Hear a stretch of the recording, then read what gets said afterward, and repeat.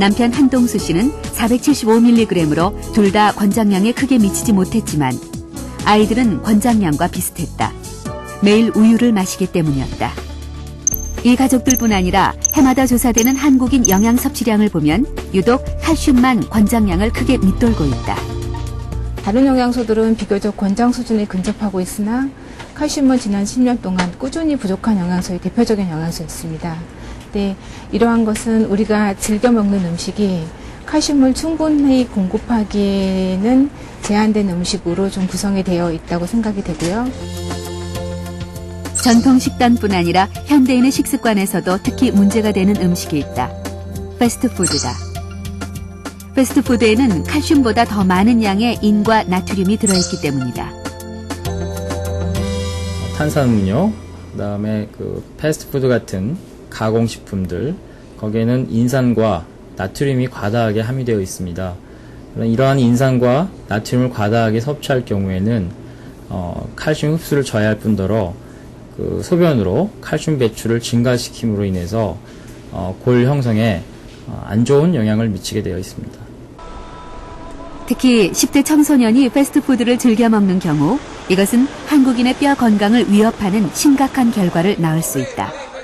청소년기가 평생 골밀도를 좌우하기 때문이다. 인간이 태어나 성장하고 늙기까지 인체의 골밀도는 일정하지 않다.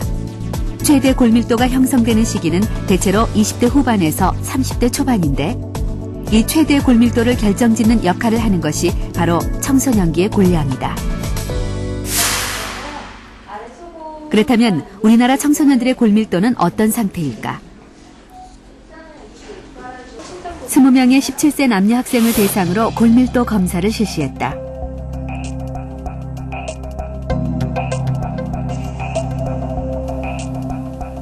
검사 결과 2명의 여학생이 그 연령대의 정상 골밀도보다 훨씬 낮은 상태로 나왔다. 사춘기 17세 전후 그때 골질량이 결국 성인기 최대 골질량을 반영합니다. 또한 이 성인기 최대 골량이 나중에 성인기 골밀도라든지 그다음에 추후 생길 수 있는 골다공증, 골절 위험과 연관성이 있다라는. 한국과 미국의 연령별 남녀 골밀도를 살펴보면 상대적으로 한국인의 골밀도가 낮은데 이 차이는 청소년기부터 시작된 것이다. 식습관 외에도 우리나라 청소년들이 칼슘 섭취율이 낮은 또 다른 이유가 있다. 전문가들은 부족한 신체 활동이 청소년들의 칼슘 흡수를 방해한다고 지적한다. 아침 일찍 등교해 저녁 늦게 집에 가는 학생들은 하루 중 실내에서 보내는 시간이 절대적으로 많다. 쉬는 시간이면 보통 잠자거나 아니면 가끔 공부도 하고 수다 떨고 그렇게 교실에서 보내는 시간이 많고요. 자주 나가지 않아요. 학교 늦게 끝나고 그리고 학원 가고 집에도 늦게 오니까 햇볕 쬐는 시간은 별로 없어요. 밖에서 지내는 시간이 부족하다는 것은 다시 말해 채광량이 적다는 뜻인데 이것은 비타민 D 부족이라는 치명적인 결과로 이어진다. 햇빛을 쬐는 시간이 부족하게 될 경우엔 체내에서 비타민 D 합성이 저하되겠죠. 이런 비타민 D는 칼슘 흡수를 촉진하는 역할뿐 아니라 골 형성에 굉장히 중요한 역할을 하는 문제입니다. 우리 몸에서 비타민 D가 부족해지면 뼈 건강에도 이상 신호가 온다. 올해 7살인 수아. 지금은 누구보다 건강한 모습이지만 6년 전인 돌 무렵 수아에게 이상 징후가 나타났다. 당시 아이에게 내려진 병명은 소아 그룹병이었다. 돌 때에 아이가 돌떡을 낳을 만큼 잘 걸었어요. 그런데 어느 날서부터인가 애가 걷기를 힘들어하고 또 주변에서도 다리가 좀 많이 휘었다라는 얘기를 하더라고요. 그룹병은 비타민 D 결핍증으로 발생하는데 머리부터 가슴, 팔다리뼈의 변형과 성장 장애를 일으킨다. 수아도 심각한 뼈의 변형이 왔었다. 아기가 처음 제가 봤을 때 다리가 휘었었습니다. 그래서 O자형 다리가 보였고요. 그다음에 앞니마가 이렇게 돌출되었었습니다. 그리고 이 손목하고 발목 부위가 굉장히 돌출돼서 튀어나온 걸 볼 수가 있었고요. 비타민 D가 부족하게 되면 혈중 칼슘 농도가 떨어지게 된다. 이 혈중 칼슘 농도를 끌어올리기 위해 뼈에서 칼슘을 빼내게 되는데 이로 인해 뼈의 변형과 장애가 일어나는 것이다. 햇빛과 음식을 통해 생성된 비타민 D는 혈액을 통해 간과 신장으로 운반되어 활성형 비타민 D가 된다. 활성화되지 못한 비타민 D는 체내에 보관되고 활성형 비타민 D는 칼슘과 만나 장에서 칼슘이 흡수되는 것을 돕는다.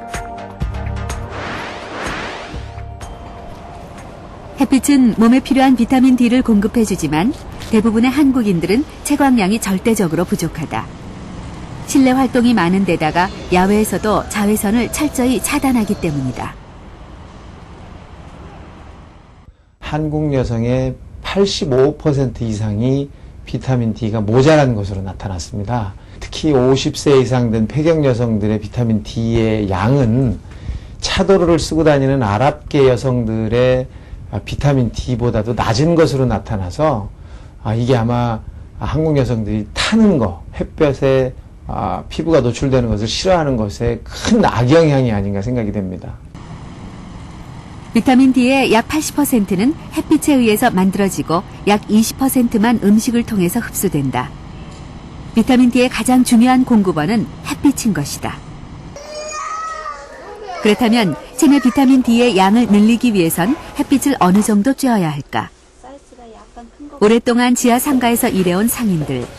이들은 하루 동안 햇빛을 볼 기회가 거의 없다.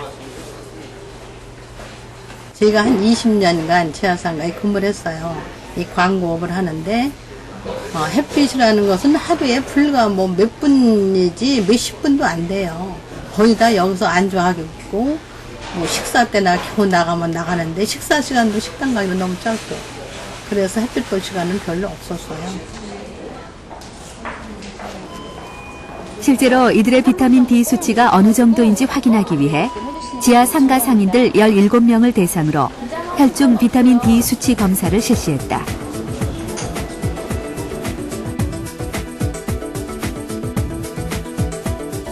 결과는 예상보다 심각했다. 전원이 기준 수치인 30에 미치지 못했을 뿐만 아니라 10에도 미치지 못하는 사람이 6명이나 됐다. 이 정도면 뼈를 보호하는 작용뿐 아니라 근육을 보호하거나 근육을 만드는 역할을 하는 그런 비타민 D의 작용이 거의 없다 이렇게 생각해 볼 수 있기 때문에 심각한 상황이라고 생각됩니다. 몇 년 되셨죠? 혈중 비타민 D 수치가 이렇게 낮다면 앞으로의 뼈 건강도 장담할 수 없다. 그렇다면 채광량을 늘리는 것만으로 체내 비타민 D의 양도 쉽게 늘어날 수 있을까? 있는 시간에 30분을 쏘이시는데 제작진은 비타민 D 수치가 가장 낮게 나온 4명의 실험 참가자를 대상으로 실험을 했다. 8일 동안 매일 30분씩 햇빛이 가장 많은 시간대인 오전 10시와 오후 2시 사이에 햇빛을 쬐게 한 것이다. 이때 반드시 팔다리를 햇볕에 직접 노출시켜야 한다. 8일 후 다시 모인 4명의 실험 참가자. 이들은 실험 조건을 지키는 것이 힘들었다고 한다. 할 수 있는 날은 8일 됐는데요. 8일 중에서 이틀은 비가 와서 부득이하게 못 나갔고요. 째기로 했잖아요. 30분씩. 근데 지키질 못했어요. 15분 째 날도 있었고 20분 째 날도 있었고. 실험 조건을 정확히 지키지 못한 참가자들. 8일 동안 체내 비타민 D의 양에 어떤 변화가 있었을까? 놀랍게도 4명 모두 비타민 D 수치가 증가했다. 짧은 기간과 날씨를 고려해 본다면 매우 의미 있는 결과였다. 햇볕을 쏘이는 것이 비타민 D를 높이는 데는 굉장히 중요하다는 것을 알 수 있었고 앞으로 이렇게 햇볕을 이분들이 계속 쏘일 수 있다면 비타민 D의 양이 충분히 올라가서 뼈의 건강에 굉장히 도움이 될 거로 생각이 됩니다. 전문가들은 일반적으로 주 3회 정도 하루에 30분 이상씩 이렇게 야외에서 팔다리를 내놓고 햇빛을 쬐면 우리 몸속에 필요한 비타민 D의 적정량을 유지할 수 있다고 합니다. 음식으로 섭취할 수 있는 비타민 D의 양은 20% 정도밖에 되지 않기 때문에 이렇게 일광욕을 하는 것은 반드시 필요합니다. 채광량을 충분히 늘렸다고 해서 부족한 칼슘 섭취가 해결되는 것은 아닙니다. 결국